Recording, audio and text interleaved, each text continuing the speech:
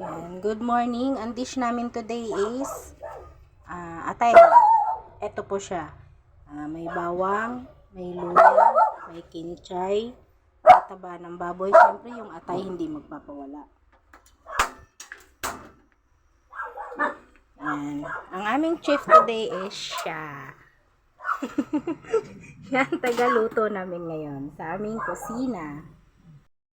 Hindi magpapawala si mantika. Igigisa na yung taba.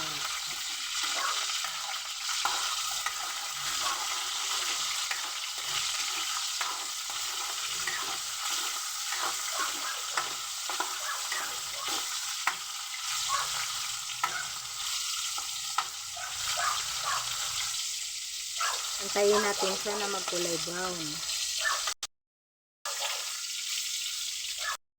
Hindi na lang, brown na siya.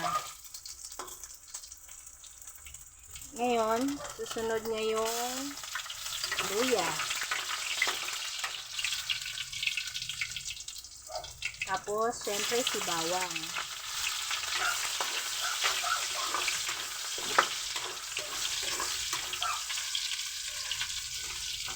Pag nag-brown na yung bawang, kanya ilalagay ngayon yung kanyang atay. Tayo ng baboy pala.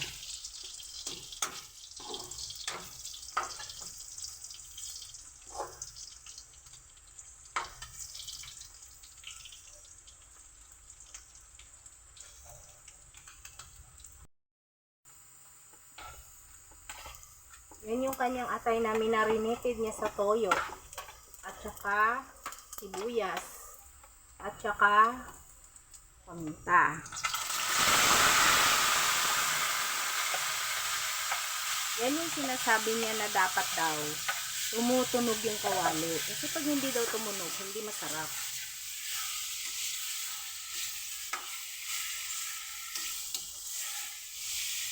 Anong tawag ng dish na yan? Yan. Ano po? Adobong atay. Ginulat. Ginulat daw na atay. Sarili niyang recipe. Ginulat na atay. Ginulat sa Ilocano yan, kinigtot. Ano? Kinigtot. Pangit. Kamuntik ng ano. Pinigtot daw po ang tawag dyan sa Ilocano. Basta sa Bisaya, ginisa lang yan. Ginisang atay. Sa kanila, tinigtot. Kamuntik na po siya, di ba? Kinigtot. Siya yung bastos naming chef cook. Sama talaga pakinggan. Pero alam niyo po ba, masarap yan. Paborito ko yung atay.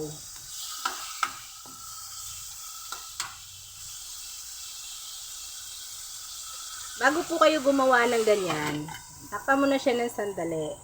Bago kayo gumawa ng ganyan, imamarinate nyo po muna siya sa ricado.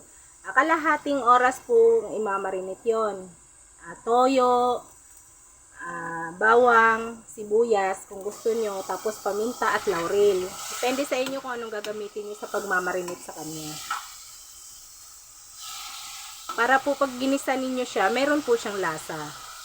Kumbaga, may lasa po yung atay.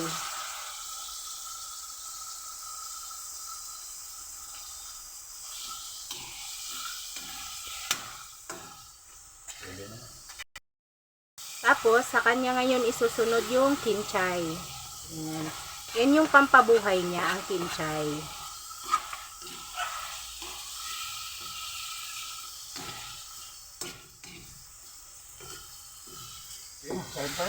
Yan.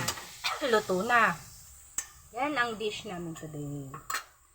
Atay na basta ginisa.